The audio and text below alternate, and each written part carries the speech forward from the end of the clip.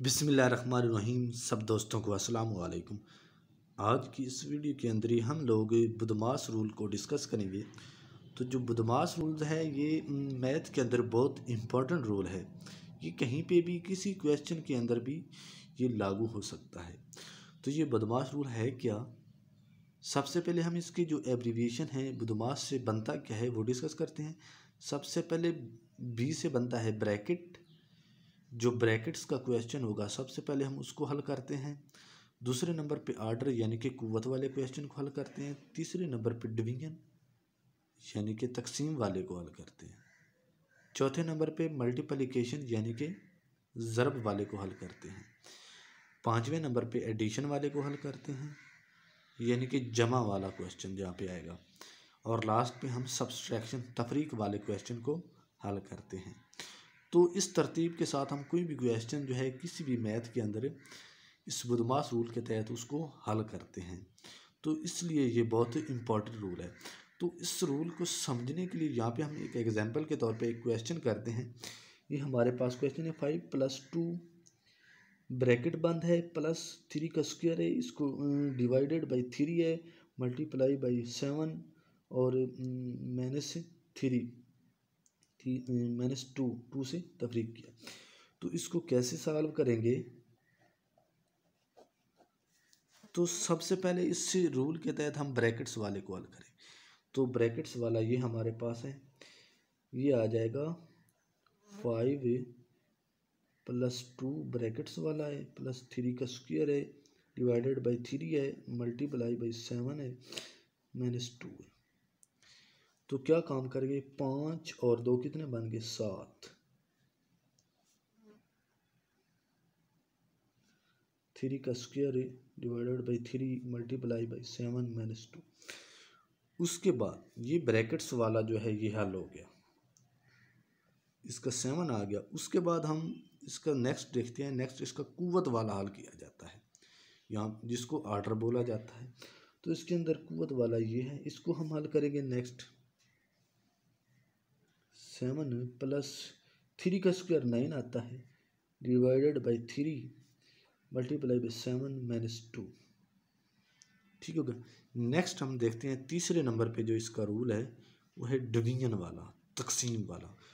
तो यहाँ पे हम देखेंगे कि तकसीम वाला कौन सा है। 7 वैसे का वैसा आ जाएगा, +9 जो है इसको 3 पे डिवाइड करना है।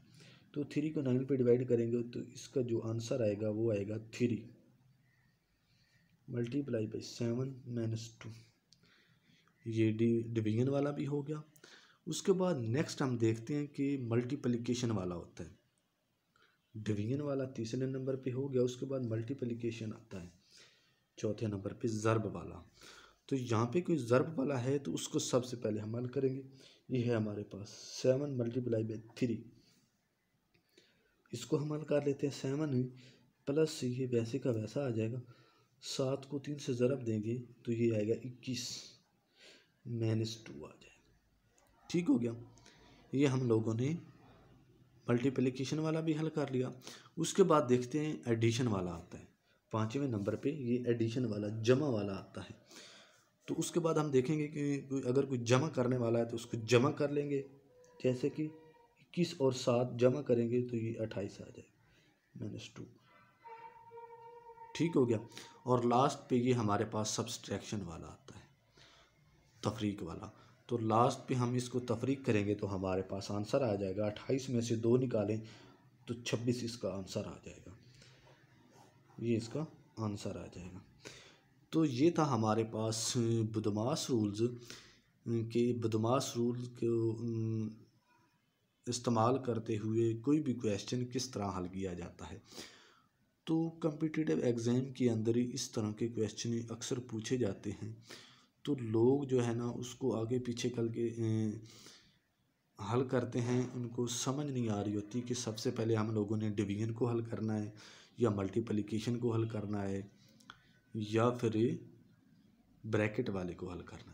तो ये रूल है जिस रूल के तहत हम इस तरह के कोई भी क्वेश्चन, या वैसे भी ये कहीं पे आ जाता है 2-3 इकट्ठे, मल्टीप्लिकेशन आ जाता है, स्क्वायर आ जाता है, तो किसी भी क्वेश्चन में, तो उसमें इस रूल के तहत अगर ब्रैकेट का क्वेश्चन नहीं होता तो कुव्वत वाला आ जाता है, तो कुव्वत वाले को पहले करेंगे।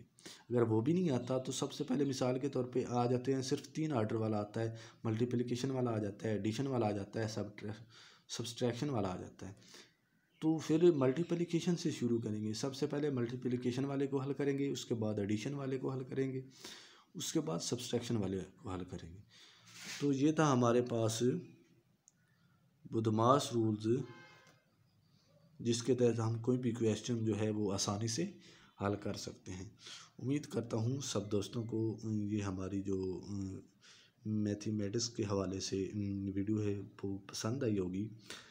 तो अगर हमारी वीडियो पसंद आई है तो वीडियो को लाइक भी कर दें और हमारे चैनल को भी सब्सक्राइब कर दें।